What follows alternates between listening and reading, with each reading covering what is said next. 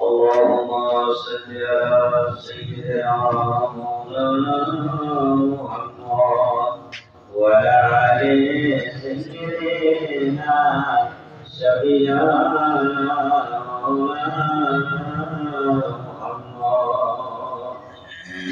তাজেবার আগে বললে যে দলীয় সরকার মধ্যে একটাকে আল্লাহ রাব্বুল আলামিন চেয়েছে তার মধ্যে আমার সন্তানকে নাও আল্লাহকে বলো কিন্তু আমার তৈরি আমার এই যে পরিবার তোমরা আমার মতের সন্তান এর দ্বারা থেকে ইসলাম প্রতিষ্ঠিত হবে ইসলাম জিন্দা হবে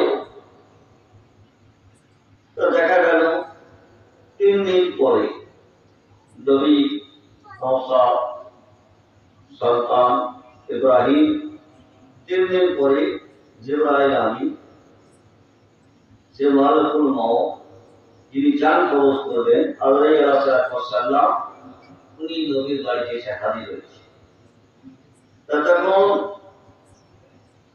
নবীর স্ত্রী উনি আল্লাহর নবীকে বারবার ডাক দিয়েছেন যে যাও যে নবীকে একবার ডেকে নিয়েছেন নবী তখন দিনের জন্য দাওয়াত দিয়েছেন আলোচনা করছেন একবার দুবার তিনবার ওনাকে বলেছেন তখন বলে ওনার স্ত্রী বারবার বলার পরে শেষ মুহূর্তের সময়ে নবী দাসী বারবার বলার পরে তখন যে হুজুর ভাই 3 দিন থেকে আপনার বাড়িতে একজন মেহমান এসে দাঁড়িয়ে আছে তো দেখছি কি তাড়াতাড়ি ব্যবস্থা তো বলছে যাও জান কবজ করো তো তখন নবী সন্তানের জানকে কবজ করে নিয়ে গেলেন ইন্না লিল্লাহি ওয়া ইন্না ইলাইহি রাজিউন নবী নিজের সন্তানের কে কোলে নিয়ে কোলে ডুবে কান্না করছে কান্না করার পরে উনি সন্তানকে যখন গ্রহণ করলেন মসজিদ নববীতে উনি বসে আছেন উনি একটা চাটাই মিশিয়ে খেজুর পাতা একটা চাটাই ওনার নরম মোবারক শরীরের সব পার হয়ে গেছে মনের ব্যথিত কণ্ঠে দুঃখী যে নিজের সন্তান এক এক করে সব চলে গেল শুধু তাই নয় কিছু মানুষ ওনাকে নির্বংশ আত্মার মধ্যে লাগবে যে নির্বংশ হবে বংশার রইল না এ কলমা থাকবে না এ নামাজ থাকবে না এ নবী জোয়ার পরে সব বন্ধ হয়ে যাবে এইভাবে তারা বলতে লাগবে নির্বংশ বলতে লাগবে আল্লাহ রাব্বুল আলামিন কোরআনে আয়াত নাযিল করলেন ছোট্ট সূরা হলো এর বরকত ফজিলত সবথেকে বেশি আল্লাহ রাব্বুল আলামিন বলেন জিবরাইল তুমি যাও আমার নবী তো ব্যথা পেয়েছে আমার নবী কষ্ট পেয়েছে এই আয়াতটা কি শুনিয়ে দাও জিবরাইল আমিন এসে আয়াত শোনালেন সূরা কাউসার সূরা কাউসার কোন বেশি আমরা সকলের পড়ি কিন্তু এর অধিক এর তাফসীর যদি আমরা দেখি অন্য তাফসীরের মধ্যে যা লেখা আছে শুধু বাংলা মানে তো সব কিছু পাওয়া যাবে না আপনি এর তাফসীর থেকে দেখতে হবে যে আল্লাহ রাব্বুল আলামিন ইন্না আতাইনাকা কাউসার আল কাউসার ফাসাল্লি লিরাব্বিকা ওয়ানহার ইন্না শানিয়াকা হুয়াল আবতার আমরা কোরআন থেকে বলে মানাটা বলেছি কিন্তু এর হকিকত এর অর্থ যদি আমরা বুঝি যদি বোঝার চেষ্টা করি যে আল্লাহ রাব্বুল আলামিন বলছে নবী তুমি চিন্তা করছো না আপনার তুমি নাও নির্বংশ তুমি নাও কারণ তুমি তোমার রবের উদ্দেশ্যে তুমি নামাজ পড়ো তোমার রবের উদ্দেশ্যে তুমি কুরবানি করো আর তুমি জেনে রেখো আর যারা তোমাকে আবদার বলছে আজকে তোমাকে যারা মীমাংস বলছে অতএব তারাই একজন হবে যারা তোমার হাত দ্বারা থেকে কাউসারের পানি যারা পাবে না আমি আল্লাহ তোমাকে তোমার এই সন্তানের বিনিময়ে তোমাকে আমি হাউজের কাউসারে পানি আমি তোমার কাউসার তোমাকে আমি দান করব তুমি চিন্তা করো না যে আমার কেন তুমি দুঃখ করছো তাই ব্রাদার ইসলাম আল্লাহ রাব্বুল আলামিন বললেন যে এই কাউসার আমি আমার কলিজার টুকরা আমার দৈহিক হযরত ইমাম হোসেন আলাইহিস সালামের দ্বারা থেকে আমার সমস্ত উম্মতকে দিয়ে আমি পান করাবো বলুন সুবহানাল্লাহ। আমি এই কাউসার আমি আমার এই আল্লাহর রাসূলকে আমি দান করে গেলাম, আমার এই দৈহিককে, আমার এই কলিজার টুকরা। তাই ইমাম হোসেন আলাইহিস সালামের নবী মিল এত ছিল, প্রত্যেকটা দিকে যদি চেহারাতে বলুন, কথাবার্তা বলুন, এমনকি আল্লাহর নবীকে যদি কেউ আঘাত করতেন তা ইমাম হোসেন আলাইহিস সালাম উনি বলতেন আমাকে আঘাত করেছে। আবার যদি ইমাম হোসেন আলাইহিস সালামকে আঘাত করেছে তার নবী ওদের যে বলল আমাকে আঘাত করেছে। মানে সমস্ত দিকে এত মহব্বত ছিল, এত ভালোবাসা ছিল। তাই নবী বারবার ইমাম পাকের দিকে তাকাতেন, বারবার খুব মহব্বত করতে, খুব ভালোবাসতে। তার জন্য একদিন নামাজের অপব্যবস্থা নবী সিদ্ধান্তে আছে, ইমামে হোসেন আলাইহিস সালামকে বসিয়েছিল মাসুদ, দৌড়ে গিয়ে নামাজ কাঁধে চেপেছে, কাঁধে চেপে বসে নামাজের সিদ্ধান্তে আছে সুবহানাল্লাহি আলা সুবহানাল্লাহি আলা পর্যন্ত 3 বার 5 বার 7 বার বলে থাকে। আবার অন্য নামাজে রাত্রি নামাজ জন্য আরো বেশি পরিমাণে বলা যায়, কিন্তু ফরজ নামাজে তো তা হয় না, কারণ ফরজ নামাজ সকলকে নিয়ে করতে হয়।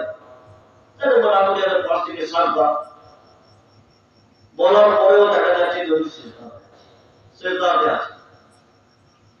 সাহাবীরা নামাজ সিজদা অবস্থার মধ্যে কেউ চিন্তা করলো যে নবী ইন্তেকাল হয়ে গেল, নবী কি দুনিয়া থেকে চলে গেলেন, এভাবে চিন্তা করছে। এতক্ষণ তো সিজদা থাকে না, নাকি সিজদার কোনো আয়াত এসেছে? একজন সাহাবী বলছে যে আমি নামাজ অবস্থাতে আমি মাথাটা তুলে আমি দেখলাম যে আল্লাহর নবী হযরত ইমাম হোসেন আলাইহিস সালাম উনি ডানা কাঁধে বসে আছে, কাঁধে চেপে বসে আছে। তাই আল্লাহ রাব্বুল আলামিন বলছেন যে হে আমার দোস্ত, হে আমার রাসূল, হে আমার নবী, ততক্ষণ পর্যন্ত তুমি সিজদা থেকে মাথা উঠাবে না যতক্ষণ পর্যন্ত হযরত ইমাম হোসেন আলাইহিস সালাম উনি তোমার কাঁধে থেকে নিজের ইচ্ছাতে না নেমেছে। তুমি সিজদা থেকে মাথা উঠাবে না, তুমি নামাজকে চাপড়ে পড়ো।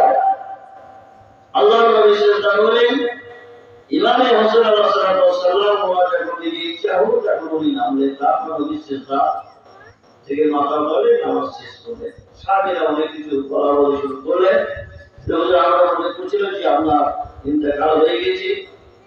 আবার কেউ বলল যে নামাজে আমরা সিজদা শুধু আয়াত এসেছে, বুঝে না খবর যাবো যে তা নয়, আমার দৈহিক, আমার কলিজার টুকরা হযরত ইমাম হোসেন আলাইহিস সালাম তিনি আমার কাঁধে চেপেছিলেন। তাই আল্লাহ বললেন, রাসূল, হে আমার নবী, হে আমার দোস্ত, তুমি সিজদা থেকে মাথা উঠাবে না যতক্ষণ পর্যন্ত ইমাম পাক তোমার কাঁধ হতে না নেমেছে। আমি সিজদাতে ছিলাম। যারা এটা বোঝা যায় না যে নামাজ আজ তাদের জন্য। আজকে যে নামাজ আমরা পড়ছি, এই নামাজ কোথায় ছিল? কোন জায়গাতে ছিল? আমার মনে হয় যে অধিকাংশ মানুষ আমরা নামাজে হাকিকত মশলা আমরা কোন সরকার আলেম আমরা চাই, সাধারণ মানুষের জানার কথা নয়, এর হাকিকত যদি বোঝা যায়। আর আমরা যেটা হাদিস থেকে প্রমাণ পাচ্ছি যে নবী মিরাজে গেলেন, মিরাজে যাওয়ার পরে আল্লাহর সাথে দর্শন করলেন, দেখা করলেন, দিয়ে 5 ওয়াক্ত নামাজ নিয়ে এলেন। আর মুসা নবীর সঙ্গে মহব্বত দেখা করলেন, 50 ওয়াক্ত থেকে 5 ওয়াক্ত নামাজ। এখানে মুসা নবীকে বড় করা হয়েছে আর আমার নবীকে ছোট করা হয়েছে। আমার নবী জানতেন না যে আওয়ালের নবী, আখিরের নবী, জাহিরের নবী, বাতুনের নবী, সেই নবী জানতেন না যে আমি যদি এই 50 ওয়াক্ত নামাজ নিয়ে যাই আমার উম্মতরা পড়তে পারবে না। হবে, কারণ এটা তো আমরা অহরহ শুনি, কিন্তু এইটাই কি নামাজের সঠিক মশলা, সঠিক ব্যাখ্যা না, কেউ আলোচনা করেনি। তা এই যে নামাজ, এই নামাজ ছিল গুপ্ত আকারে, এই নামাজ আরো মহম্মদী ছিল যখন কোন নবী ছিলেন না, একমাত্র আমার আখেরি নবী জনাবে মুহাম্মদ রাসূলুল্লাহ সাল্লাল্লাহু আলাইহি ওয়াসাল্লাম, মাওলা আলী, খাতুনে জান্নাত, ইমাম হাসান, ইমাম হোসেন সাল্লাম, এই পাঁচজন, এই পাঁচ আকারে বর্ষক্ত নামাজ। শুধু এমনি ওই কেতাব পড়লে হবে না, কিছু কামের মসজিদ বলি আল্লাহদের দর্শনে থাকতে হবে। ইসলাম তাই যে ফজর ইমাম হাসান থেকে, যোহর ইমাম হোসেন আলাইহিস সালাম থেকে, আসর মাওলা আলী থেকে, আর মাগরিব হতে খাতুনে জান্নাত পাক, আর ঈশা হতে আমার বিশ্ব নবী জনাবে মুহাম্মদ রাসূলুল্লাহ সাল্লাল্লাহু আলাইহি ওয়াসাল্লাম থেকে পাঁচ ওয়াক্ত নামাজ। নামাজের মশলাটাই যেটা, ওই যে মশলা বলেছে যে নবী মেরাজ থেকে পাঁচ ওয়াক্ত নামাজ, এই নামাজটা ছিল কোথায়? এই পাঞ্জাবকে নিয়ে হলো নামাজ, আমার নবীকে নিয়ে হলো নামাজ, আইনে বায়াতকে নিয়ে হলো নামাজ। তাই একদিন এক সাহাবী নামাজ পড়ছে, নবী ডাক দিচ্ছে, এমন নাম ধরে বলছে, তিনবার উনি ডাকলেন, ডাকার পরে উনি নামাজ পড়ছিলেন, কথা বলা যাবে না। তা নামাজ শেষ করে উনি এলেন দৌড়ে, বলছে হুজুর আপনি ডাকছিলেন? তা বলছে হ্যাঁ আমি তোমার ডেকেছিলাম, তুমি কি করছিলে? বলছে হুজুর আমি নামাজ পড়ছিলাম। তা বলছে ও তুমি নামাজ পড়ছিলে, তা তুমি কোরআনে এই আয়াতটা শুনোনি যে আইয়ুহাল্লাযীনা আমানু তাজিবুনা আলা রাসূলি, যে আল্লাহ এবং আল্লাহ রাসূল যখন ডাক দিবে তোমরা যে অবস্থায় থাকবে সঙ্গে সঙ্গে তোমার সাড়া দিও। তা তুমি নামাজের সময় আমি তোমার ডাক দিইনি, সে ডাকে তুমি সাড়া দাও নি, তাহলে আল্লাহ এবং আল্লাহ রাসূল যদি ডাক দেয় সঙ্গে সঙ্গে সেই ডাকে সাড়া দিতে হবে। তাহলে নামাজ কত অবস্থাতে ছিল, আল্লাহর নবী বলেছে তুমি এক থেকে লক্ষ্য করোনি, কেন তুমি সাড়া দাওনি? ইসলাম সেই নামাজ, এই নামাজ আপনাকে আমাকে ঊর্ধ্ব জগতে নিয়ে যাবে। নামাজ বাদ দিয়ে কোনো কাজ হবে না। এই নামাজ এমন একটা জিনিস, এই নামাজের মধ্যে বিধান আছে, এই নামাজের মধ্যে দর্শন আছে, এই নামাজের মধ্যে প্রেম আছে, এই নামাজের মধ্যে মহব্বত আছে, এই নামাজের মধ্যে ত্যাগ আছে। ত্যাগ আছে, ওই ত্যাগ তো নেই। ত্যাগ যদি ত্যাগ কে করেছে? ত্যাগ করেছেন হযরতে ইমামে হোসেন আলাইহিস সালাম ৭২ জন সঙ্গীকে নিয়ে তিনি নানার গুনাহগার উম্মতের জন্য তিনি নিজের জীবন দিয়েছেন। এই হলো ত্যাগ। আর আমাদের ত্যাগ আছে, আমাদের ধৈর্য আছে, আমাদের সবর আছে। সবর নেই, ধৈর্য নেই। বিরাদার ইসলাম যে নামাজের জন্য, যে ত্যাগের জন্য আল্লাহ রাব্বুল আলামিন কোরআন থেকে আল্লাহ মাওলা তিনি বলেন, যতক্ষণ তোমাদের ধৈর্য এবং সবর না থাকে,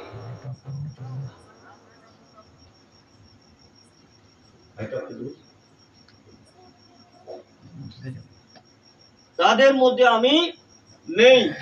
তাহলে ধৈর্য এবং সবর রাখতে হবে। তা বিরাদার ইসলাম, আল্লাহ রাব্বুল আলামিন কোরআন থেকে আল্লাহ মাওলা বলছেন যে যখন আমার তৌহিদ, আমার বিশ্ব নবী, আমার প্রিয় হবিবের টুকরা যখন নানার কান্দ হইতে নেমে যখন বাড়ির দিকে রওনা হলে, বাড়িতে গিয়ে খুব খুশি, খুব আনন্দ করছি, খাতুনে জান্নাত পাক মা ফাতেমা সালাতু সাল্লাম উনি বলছেন, হে আমার শহীদ, হে আমার কলিজার টুকরা ইমাম হোসেন, আজকে তুমি এত খুশি কেন, এত আনন্দ কিসের জন্য? তা বলছে, আম্মা জান, আজ আমি তোমার আব্বা জানকে এবং আমার নানা জানকে আমি খুব কষ্ট দিয়েছি। তা তুমি কি করেছো? তা আমি যখন আমার নানা জান যখন নামাজের সিজদাতে ছিলেন, আমি ওনার কাঁধে চেপেছিলাম, কাঁধে বসেছিলাম। তা তুমি কতক্ষণ ছিলে বাবা? আব্বা বলো তো কতক্ষণ ছিলে? তা তখন ইমামে হোসেন আলাইহিস সালাম বলছেন যে, আম্মা জান, আমি কতক্ষণ ছিলাম আমি বলতে পারবো না টাইম, তবে আমি এটা বলতে পারবো যে আমার নানা যখন নামাজের মধ্যে সিজদার মধ্যে যখন তাসবিহ বলছিলেন সুবহান রাব্বি আলা, সুবহান রাব্বি আলা, যখন এই 72 বার বলা হয়েছে তখন আমি নেমেছি।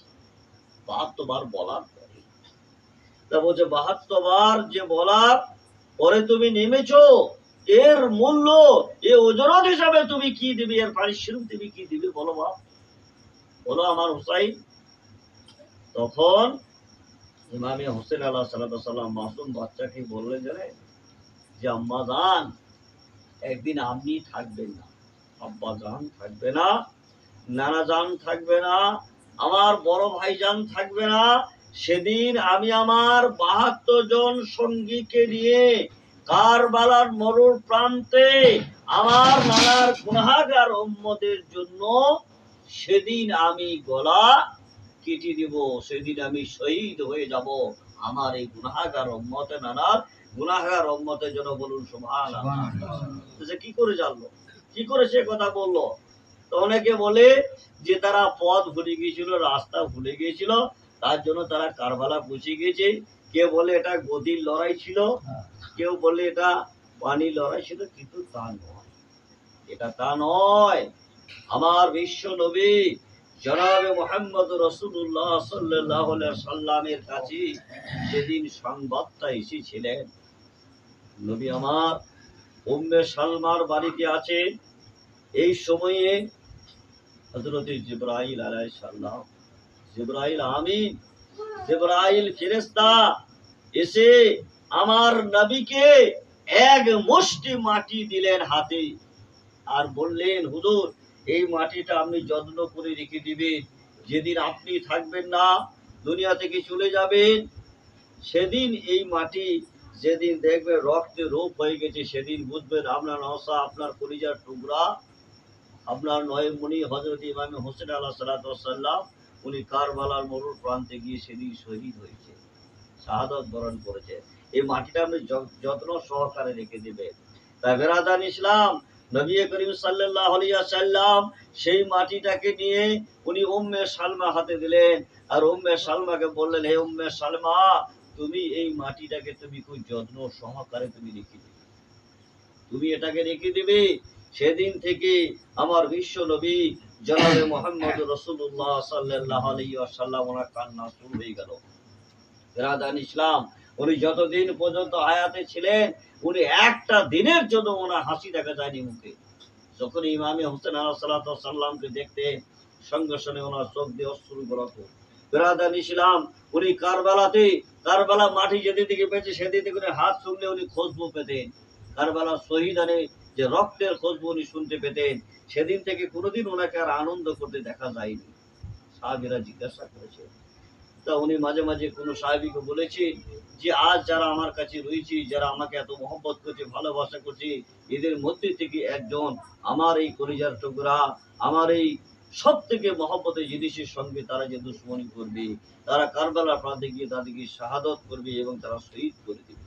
নবী মাঝে মাঝে বলতে, তাই বেরাদান ইসলাম, সেদিন থেকে নবী মাতম শুরু করে দিলেন। উনি সেই ঘরের মধ্যে একটা কারবালা তৈরি করলেন। তা আজকে সেই নবীর সেই কথাটাকে লক্ষ্য করে যদি আমরা যদি একটা মাতম করি, আমরা যদি বর্ষা করি, এটা কি বিদাত হবে? এটা কি নারাজ হবে? না, এটা মহব্বত, এটা ভালোবাসা। বেরাদান ইসলাম, পাক কালামে মাতমের কথা আছে নাই? যেদিন হযরতে ইসু আলাইহিস সালাম যেদিন থেকে নিখোঁজ হয়ে গেলেন, যেদিন থেকে উনি শুনলেন যে ওনার ছেলেকে বাগে খেয়েছেন, সেদিন থেকে হযরত ইয়াকুব আলাইহিস সালাম উনি 40 বছর একটা ঘর করে হাই ইউসুফ পাক কালামের মধ্যে লেখা আছে 12 পারা থেকে 13 পারার মধ্যে হাই ইউসুফ বলে উনি মাতম করতেন, হাই ইউসুফ বলে উনি ক্রন্দন করতে কান্না করতে 40 বছর উনি কান্না করছে। আমার বিশ্ব নবী জনাবে মুহাম্মদুর রাসূলুল্লাহ সাল্লাল্লাহু আলাইহি ওয়াসাল্লাম উনিও মাতম করেছে, উনিও কান্না করেছে। তাই বলছে কি জানেন, লেখো ওই সাথে কি কান্দিল হবে আম্বিয়া আউলিয়া, কারবালার জমিন হইল নানো হইয়া, আমি ননরইব যাইব ইন্তেকাল হইয়া, শহীদ হইয়া যাবে সকলে, যেদিন এই মাটি হইবে রক্তেরই বরণ, জানিবে আমার ইমাম হোসেন শহীদ হইয়াছে তখন। বলছে সেদিন আমি রব, এ উম্মে সালমা, সেদিন আমি চলে যাব, আমার ফাতেমা চলে যাবে, আমার আলীও চলে যাবে, আমার ইমাম হাসানও চলে যাবে, এক এক করে সবাই চলে যাবে। কিন্তু সেদিন আমার ওই তহিদ, আমার নওশা, আমার ইমামে হোসেন আলাইহিস সালাম, আমার কলিজার টুকরা, সেদিন আমার এই গুনাহগার উম্মতের জন্য এক এক করে আস্তে আস্তে গিয়ে 72 জন সঙ্গীকে নিয়ে উনি কারবালাতে গিয়ে হাজির হবেন। তারা এত অত্যাচার করবে, এত জুলুম করবে, এত কষ্ট দিয়ে তারা মারবে, তারা কতল করবে। তাই রাসূল পাক সাল্লাল্লাহু আলাইহি ওয়াসাল্লাম বলেছে যে যারা আমার এই তহিদের সঙ্গে যারা দুশমনি করবে, যারা ছুরি চালাবে, তারা কোনোদিন আমার মহব্বত পাবে না, কোনোদিন তারা নাজাত পাবে না, তারা সাফায়াত পাবে না। কারণ মানুষ যত দলে বিভক্ত হবে, 72টা দল চলে যাবে, শুধু একটা দল হলো নাজিয়া। তা কারা না, যারা রাসূলের পথে থাকবে, যারা দ্বীনের পথে থাকবে, যারা ঈমানের পথে থাকবে। তাদের সংখ্যা কম হলো, সংখ্যা তো কম, অনেক জায়গাতে বলছে আবার বেশি হয়েছে, এমন জায়গাতে নামাজি বেশি, রোজাদার বেশি, এরকম মানুষ বলে। কিন্তু বিরাদার ইসলাম, এই নামাজের মধ্যেই সব কিছু আছে। কিন্তু সেই নামাজটাকে যদি আমরা কাজে লাগাতে পারি, আর সেই নামাজটাকে যদি আমরা কাজে না লাগাতে পারি, তাহলে সূরা মাউন এবং পরিষ্কার মধ্যে বলে দিয়েছেন যে ফাওয়াইলুল লিল মুসাল্লিনা আল্লাযিনা হুম আন সালাতিহিম সাহুন। পরিষ্কার ভাবে ঘোষণা, ওই মুসল্লিগণ, ওই নামাজীগণ যারা নামাজের যত্ন করে না, যারা নামাজের হেফাজত করে না, যারা পাড়া প্রতিবেশী গরিব মিসকিনদের প্রতি যাদের মায়া নেই, যাদের প্রেম নেই, যাদের ভালোবাসা নেই, সেই নামাজ আল্লাহর দরবার পর্যন্ত পৌঁছাবে না, এবং সে ওই মুসল্লিগণ তাদের জন্য কিন্তু অন্তর্গত আছে। তাই ব্রাদার ইসলাম, আমরা চাইবো না যে যাতে আমাদের আপনাদের নামাজ যাতে কাজে না লাগে, না, নামাজ আমাদের পড়তে হবে, কিন্তু আওলাদের রাসূলের মহব্বত, আওলাদের রাসূলের মহব্বত করলে নামাজ হবে না। পাঞ্জগুণের মধ্যে, আপনার এই দেহরাজ্যের মধ্যে, এই যে আমরা বলি পাঞ্জাতন, পাক পাঞ্জাতন, অতএব স্তন মানে হলো দেহ, এই পাক পাঞ্জাতন আপনার আমার দেহের মধ্যে আছে, এই কেন মধ্যে আছে, এই নামাজের মধ্যেই পাওয়া যাবে। অতএব যদি আমরা আহলে বাইতের মহব্বতে যদি নামাজ পড়ি না, তা আপনার আমার এই হাত দ্বারা থেকে কোনো অন্যায় হবে না, আপনার আমার হাত দ্বারা থেকে, আপনার আমার এই জবান দ্বারা থেকে কোনো অশ্লীল ভাষা উচ্চারণ হবে না। যখন আহলে বাইতের মহব্বত যখন এসে যাবে, আহলে বাইতের প্রেম যখন এসে যাবে, বিরাদার ইসলাম, তাই যে আমাদের সেই নামাজ পড়তে হবে। আর ওই নামাজ যদি পড়া হয়, কোন নামাজ জানে, যখন ইমামে হোসেন আলাইহিস সালামকে যখন মানে ছুরি চালানো হচ্ছে, যখন শহীদ করা হচ্ছে, তখন এজিদের কিছু লোকজন বলছে যে দেখো, যে ইমামে হোসেনের মাথাটা কাটতে কাটতে যেন আমার যেন আমার আসরের নামাজটা যাতে কাজা না হয়ে যায়। বুঝতে পারছি যে আমাদের ইমাম পাকে শহীদ করতে করতে, মাথা কাটতে কাটতে যেন আমাদের আসরের নামাজ যাতে কাজা না হয়ে যায়।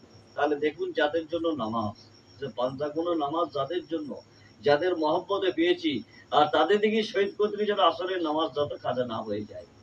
তাই বিরাদার ইসলাম, ইমামে হোসেন আলাইহিস সালাম এই 72 জন সঙ্গীকে নিয়ে নামাজ পড়েছে, কারবালার প্রান্তে নামাজ আদায় করেছে। কিন্তু ওই 22,000 সৈন্যদের সঙ্গে উনি জমাত করে নামাজ পড়তে চান। তাই ইসলাম হচ্ছে দুই প্রকার, নামাজ হলো দুই প্রকার, এক হলো হোসেনি নামাজ, আর এক হলো এজিদের নামাজ। তা এজিদের নামাজ আর হোসেনি নামাজের মধ্যে অনেক পার্থক্য আছে। তা যারা হোসেনি যারা নামাজ পড়ে, তাদের মধ্যে নূরের তাজাল্লি দেখতে পাওয়া যাবে, তাদের মধ্যে জ্যোতি থাকবে। আল্লাহ রাব্বুল আলামিন কোরআন থেকে আল্লাহ বলছে যারা আমার ইমামে হাসান ইমামে হোসেন আলাইহিস সালাতু ওয়াস সালামকে মহব্বত রেখে যারা নামাজ আদায় করি, সেই নামাজ আল্লাহর দরবারে কারেন্টের মতো পৌঁছে যাবে। তাই বিরাদান ইসলাম, একদিন আমার বিশ্ব নবী জনাবে মুহাম্মদ রাসূলুল্লাহ সাল্লাল্লাহু আলাইহি ওয়াসাল্লাম উনি উম্মে সালমার বাড়িতে আছে। কিছুক্ষণের মধ্যে দেখা গেল যে সেখানে হযরত আলী আলাইহিস সালাতু ওয়াস সালাম গিয়ে হাজির হলেন। আবার দেখা গেল খাতুনে জান্নাত পাক সেখানে গিয়ে হাজির হলেন। ইমামে হাসান আলাইহিস সালাম ইমামে হোসেন আলাইহিস সালাতু ওয়াস সালাম গিয়ে হাজির হলেন। তখন আল্লাহর নবী বললেন যে হে উম্মে সালমা, যে এমন বাস্কর মধ্যে এমন জায়গাতে কালো ইয়ামানের যে একটা চাদর আছে, সেই চাদরটা তুমি বের করো। এই চাদরটা বের করলে লাব্বাইকে আলী, লাব্বাই ফাতেমা, লাব্বাই হাসান এবং হোসেন আলাইহিস সালাতু ওয়াস সালামকে চারজনকে সেই চাদরের মধ্যে কম্বলে মুড়ে পড়লেন। ভরার পরে বলছেন আল্লাহ রাব্বুল আলামিনের কাছে, আল্লাহ গো, এই চারজনকে আমি ভালোবাসি। আল্লাহ আপনি এই চারজনকে মহব্বত করুন। আল্লাহ এই চারজনের প্রতি যাদের মহব্বত থাকে, যাদের ভালোবাসা থাকে, আল্লাহ তাদেরকে তুমি ভালোবাসো। আর আমার এই চারজনের সঙ্গে যারা দুশ্মনী করে, আল্লাহ তাদের সঙ্গে তুমি দুশ্মনী করো। এই চারজনের বিরুদ্ধে যারা অস্ত্র ধারণ করে, আল্লাহ তুমিও তাদের বিরুদ্ধে অস্ত্র ধারণ করো। তখন উম্মে সালমা বলছে, হুজুর আমি কম্বলে প্রবেশ করতে পারবো না, আমি ওই চাদরে যেতে পারবো। যে না, তুমি ভালো জায়গায় দিয়ে আছো, এটা তোমার জন্য নয়, এটা আমার এই চারজনের জন্য। আর আমার নবীকে নিয়ে হলো 5।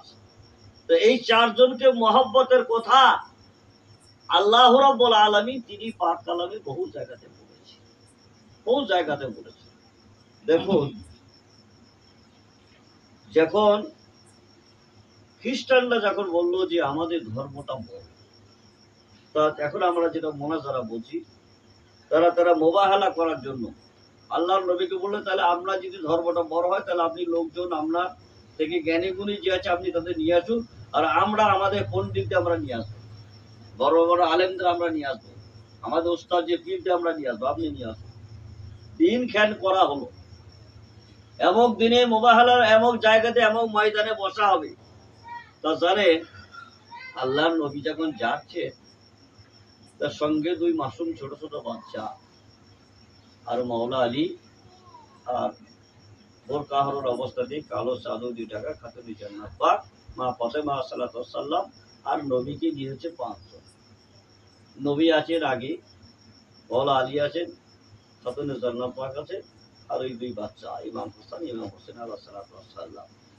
দূর থেকে ময়দানে লক্ষ্য করছে কি ব্যাপার, ওই তো মনে হচ্ছে কজন আসছে আর 2 ছোট ছোট মাসুম বাচ্চা আছে, এরা আমাদের সঙ্গে কি আলোচনা করবে, এদের সঙ্গে কি করে আমরা বসবো, তারা চিন্তা করছে। খ্রিস্টানদের যে বড় বড় পাদ্রী যারা আছে, আল্লাহর নবী যখন স্টেজে কাছাকাছি পৌঁছালে যথারীতি ভাবে সম্মান দেওয়া হলো, তাদেরকে চেয়ার দেওয়া হলো, তেনারা বসলেন। আসলে বসার পরে আল্লাহর নবী কানে কানে বলছেন ইমাম হাসান এবং হোসেন আলাইহিস সালামকে, খাতুনে জান্নাত পাকে, যে আমি যখন দোয়া করবো তখন তোমরা শুধু আমিন বলবে, তোমরা আমিন বলবে। তা সেই কথা যখন কানে কানে বললো, খ্রিস্টানদের যে পাদ্রী ছিল, মানে আমরা যেটাকে পীর মুর্শিদ বলি, তাদের আর কি সেই মুর্শিদ বা ওস্তাদ, তা সে তখন তাদের লোকজনদের ডেকে বলছে যে তোমরা শোনো, আমি এই মাসুম বাচ্চাদের থেকে আমি যা দেখতে পাচ্ছি, এই 2 বাচ্চা থেকে আমি যা দেখছি তোমরা তা পারছো না। মানে এদের কাছে অসংখ্য মানুষ ফেরেশতা, মানে তারা রেডি হয়ে আছে। এরা যদি একবার যদি হাত তুলে দেয়, একবার যদি আমিন বলে দেয়, তাহলে এই পাহাড়গুলো, বড় বড় পাহাড়গুলোকে নিয়ে এই খ্রিস্টানদের উপরে, ইহুদিদের উপরে ফেলে দেওয়া হবে, তোমাদের আর কোনো চিহ্ন থাকবে না। তাই এনাদের সঙ্গে তোমরা লাগতে যেও না, এখানে তোমরা স্বীকার করে নাও যে ইসলাম ধর্মটা হলো বড় এবং সর্বশ্রেষ্ঠ। তাই বিরাদান ইসলাম তাদের পাদ্রী তাদেরকে বুঝিয়ে দিলে এবং তারা স্বীকার করলো, হুজুর আমাদের ভুল হয়েছে আপনার সঙ্গে মোবাহেলা করা। কারণ এই 2 বাচ্চার মধ্যে যে আমরা যে জিনিস দেখতে পাচ্ছি, এক নিমিষের মধ্যে সব শেষ হয়ে যাবে, আমাদের আর কোনো চিহ্ন থাকবে না। তাহলে অন্য সম্প্রদায় মানুষই তারা চিনতে পারলো কাকে না, ইমামে হোসেন আলাইহিস সালামকে, ইমামে হাসান আলাইহিস সালামকে, খাতুনে জান্নাত পাকে, মাওলা আলী আলাইহিস সালামকে। এই 4 জন হলো একই নবী। এবারে আজকে বর্তমান সমাজে কিছু মানুষ বলছে এরা তো মানুষ, এরা ছিল আজ আর নেই। তা মানুষ কি সবাই সমান? মানুষ সবাই সমান? আমরা যদি সব এক করে দিই, এনারা কিন্তু মানুষ নয়, এনারা কিন্তু নূর। আল্লাহ রাব্বুল আলামিন পরওয়ারদিগার আলম মাওলা সূরা রহমানের জন্য বলেছে যে 18 নম্বর আয়াতে যে এদেরকে নূর থেকে সৃষ্টি করা হয়েছে। যে আল্লাহ রাব্বুল আলামিন বলেছে সর্বপ্রথম আমি যে আল্লাহ আমার নূর থেকে নবীকে এবং সেই নবীর নূর থেকে আল্লাহ রাব্বুল আলামিন একটা টুকরো গিয়ে মাওলা আলাইহিস সালাতু ওয়াস সালামের পিতার সঙ্গে ভাগা পড়ে আল্লাহ রাব্বুল আলামিন বলছেন যে এই যে খাতুনে জান্নাত পাক এবং মাওলা আলীর দ্বারা থেকে এই দুই নূরকে সৃষ্টি করা হয়েছে। মতে এনারা কিন্তু শুধু মানুষ নয়, মানুষ হলে শুধু যদি ওনাদের মানুষ বলা হয় তাহলে এত ধৈর্য এত সবুজ সাধারণ মানুষের পক্ষে সম্ভব হবে না, হতো না। বেরাদান ইসলাম একের পর এক 72 জন সঙ্গীকে যখন কতল করা হচ্ছে, কোনো মানুষের পক্ষে সেটা কিন্তু সম্ভব নয়। তার কারণ কি? তাই বেরাদান ইসলাম আহলে বাইতের পরিচয় হতে হবে, আহলে বাইতকে চিনতে হবে। আর আহলে বাইতের পরিচয় যদি আমাদের এসে যায়, আহলে বাইতের মহব্বত যদি এসে যায়, তাই বেরাদান ইসলাম তখন অটোমেটিক আপনার আমাদের নামাজ এসে যাবে, রোজা এসে যাবে, হজ কলমা যাকাত সবই এসে যাবে। তাই আমি সংক্ষিপ্তের মধ্যে যে আহলে বাইতের যে কোন দৃশ্য, যে একের পর এক চিঠি লিখে যখন ইমাম পাককে যখন নিয়ে গেলেন যে বায়াত হওয়ার জন্য, ইসলামকে প্রতিষ্ঠিত করার জন্য, আজকে অনেক মানুষের তারা বায়াতই মানতে চায় না। তা যারা বায়াত মানতে চায় না, তা এটা পাক কালামের মধ্যে যে একটা দুটো আয়াত নয়, আল্লাহ রাব্বুল আলামিন অনেক আয়াতের মধ্যে বলেছেন। যেমন সূরা কাফের মধ্যে আছে, যেমন মনে করুন সূরা ফাত্তার মধ্যে আছে, যেমন মনে করুন সূরা মুমতাহার মধ্যে আছে 28 পারাতে। আল্লাহ রাব্বুল আলামিন বায়াতের কথা একটা দুটো আয়াতে নেই, যে আল্লাহ রাব্বুল আলামিন অসংখ্য আয়াতে বায়াতের কথা বলেছেন। অতএব আল্লাহর নবী যখন হাত দিয়ে বায়াত করছেন, তা তখন বলছে হে নবী, তুমি যখন বায়াত করছো সেই হাতটা তোমার নয়, ইহাদুল্লাহ ফাওকিহি, ওই হাতের সঙ্গে আমার হাত আছে, বলুন সুবহানাল্লাহ। আরে যখন আমরা কোনো আল্লাহর ওলির হাতে, মুর্শিদের হাতে যখন আমরা হাত দিয়ে বায়াত হই, সেই হাতটা আর মুর্শিদে থাকে না, সেই হাতটা পীরে থাকে না, সেই হাতটার উপরে আল্লাহর হাত। এটা পাক কালামে পরিষ্কার ভাবে লেখা আছে। এর লেখার পরেও যদি কেউ না মানে, তাহলে তাকে আর কি বলবো? তাহলে তাকে আর কি বলা যাবে? অতএব আল্লাহ রাব্বুল আলামিন বলেছেন যে ওই যে মুসলমান দুটি ভাগ, যে এক হলো হোসেনি মুসলমান আর এক হলো ইজিদি মুসলমান, তারা সবকিছু করে। কিন্তু বেরাদান ইসলাম যে কথা হযরত ইব্রাহিম আলাইহিস সালাম যে কথা বললেন, যে যখন তিনার পুত্রকে কোরবানি দেওয়ার জন্য যখন নিয়ে গেলেন, কিন্তু কোরবানি হলো না। এই কোরবানি যদি হয়ে যেত, তাহলে আর ইমামে হোসেন আলাইহিস সালাম আর কোরবানি হতো না, তাহলে শিশু আসগর আর কোরবানি হতো না, আর শহীদ হতো না, যদি হযরতে ইসমাঈল আলাইহিস সালাম যদি কোরবানি হয়েছে।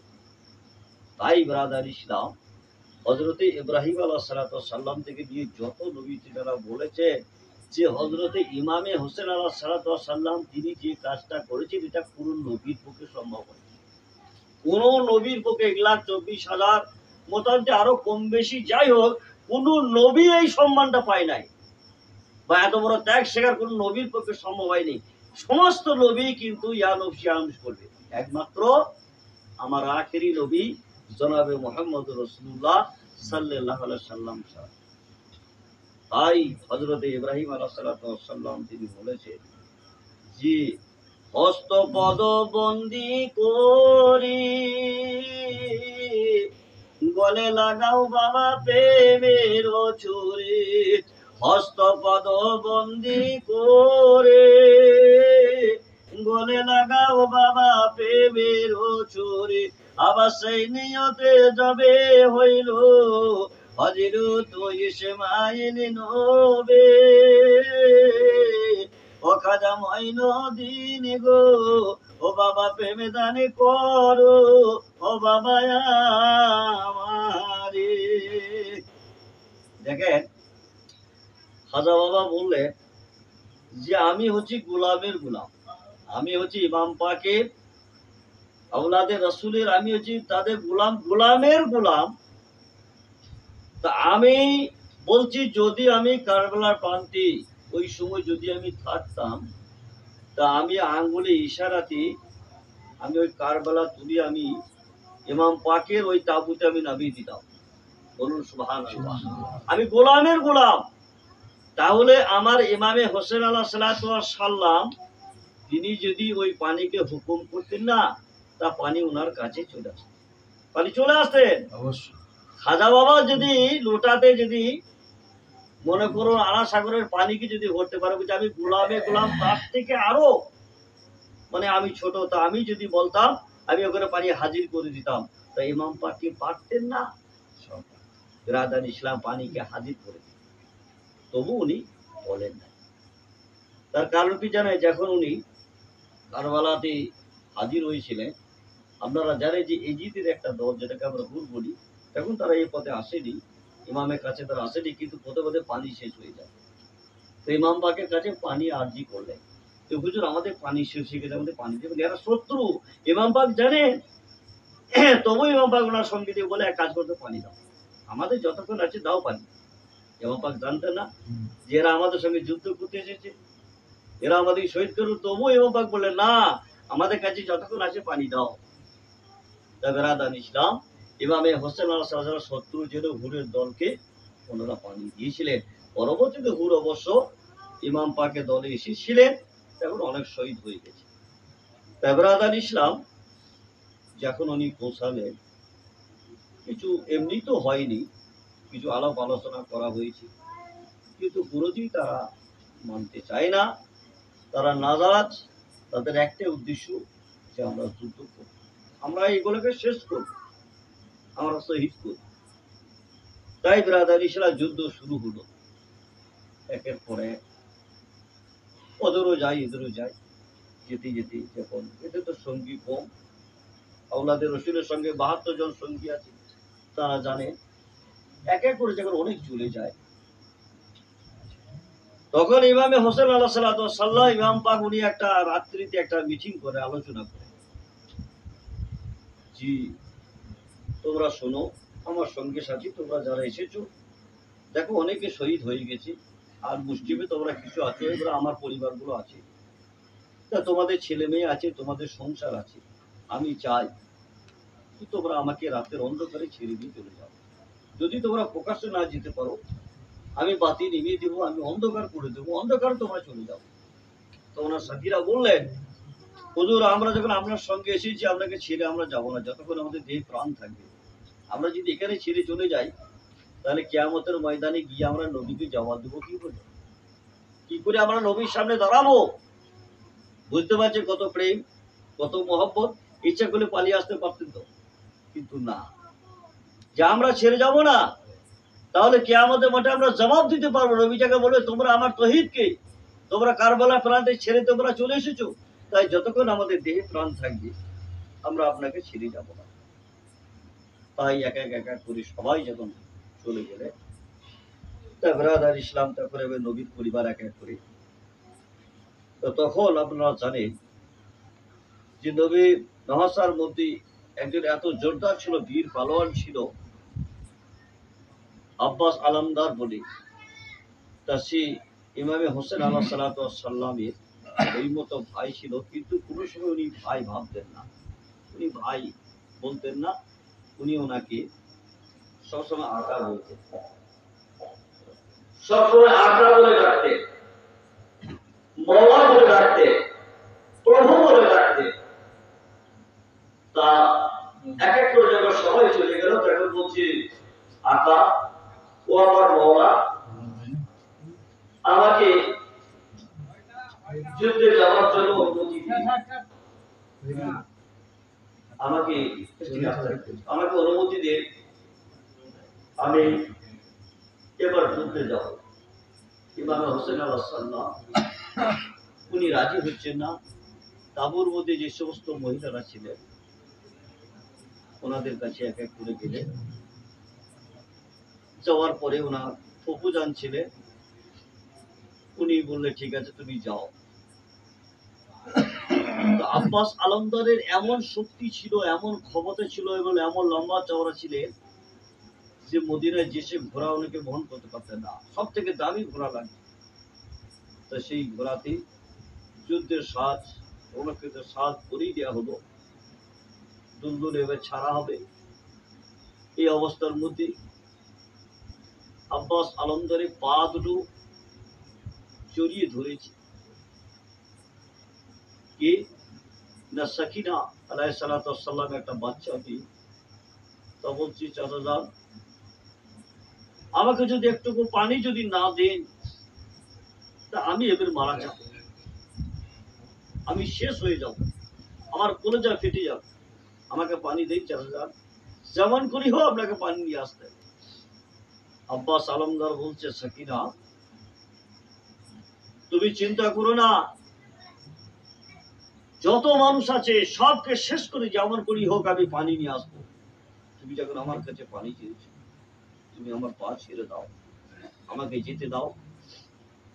হযরত সাকিনা আলাইহিস সালাম, ইমাম হোসেন আলাইহিস সালাম বললে, সাকিনা তুমি আব্বাস আলমদারকে তুমি ছাড়ো, তুমি আমাকে যেতে দাও। আব্বাস আলমদার যখন যুদ্ধের ময়দানে যখন যাচ্ছে জুলফিকার নিয়ে, দুই দিকের মানুষকে একবার সে এমন ভাবে কতল করছে, কোনো মানুষ ভাই আর আসে না। দুই দিকের মানুষকে কতল করে দিয়ে একবারে সোজা একবার ফোরাতে নেমেছে, সব উদ্ধার করেছে। পানি ভরেছে মশাকে করে, মশাকে করে পানি নিয়ে আসছে। এখন এজিদের লোকরা চিন্তা করলো, যদি এই পানি যদি ইমামের তাবুতে যদি চলে যায়, তাহলে আমরা শেষ হয়ে যাব। পানি যদি একবার পাই, এই পানি নিজেদের দিলে হবে না। তখন বিভিন্ন দিক থেকে আব্বাস আলমদারকে তীর মারতে লাগলো, একের পর এক তীর মারতে মারতে আস্তে আস্তে যখন বিভিন্ন তীর যখন মারতে শুরু করলো, তখন আব্বাস আলমদার তখন আস্তে আস্তে এমন একটা অবস্থায় চলে গেল, একদিন দৌড়ে এসে ডান হাতটা কেটে দিল। আব্বাস আলমদার